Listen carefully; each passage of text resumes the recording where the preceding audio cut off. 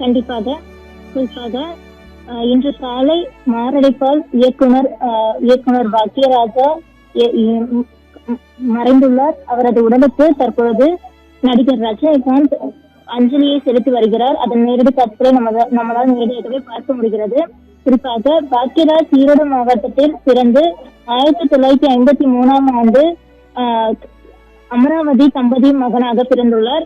இவர் தற்பொழுது பிரபல நடிகரும் இயக்குனருமான பாக்யராஜ் இன்று காலை திடீரென மாரடைப்பு ஏற்பட்டுள்ளது. இந்த நிலையில் சென்னையில் உள்ள தனியார் மருத்துவமனையில் சிகிச்சை பெற்று வந்த நிலையில் அவர் இன்று காலை இறந்தார் என செய்தியானது வெளியே வந்தது. இந்த நிலையில் திரைப்பட மன்னன் என்று புகழப்படும் இவர் தமிழ் சினிமாவில் நடிகரும் இயக்குனரும் திரைக்கதை ஆசிரியர், அதே போல தயாரிப்பாளர் மற்றும் எழுத்தாளர் என பன்முக திறமை கொண்டவர்.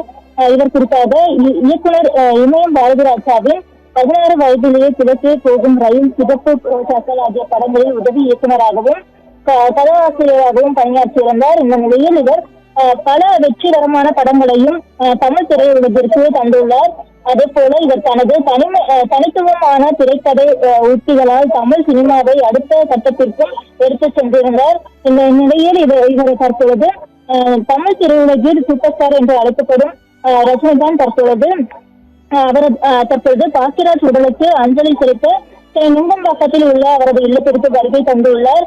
தற்பொழுது அவர் பாக்யராஜ் உடலுக்கு மிகவும் சோகத்துடன் அஞ்சலி செலுத்தி வரும் காட்சிகளை நம்மளால் நேரடியாகவே பார்க்க முடிகிறது. குறிப்பாக பாக்யா என்ற வார இதழில் ஆசிரியராகவும் பல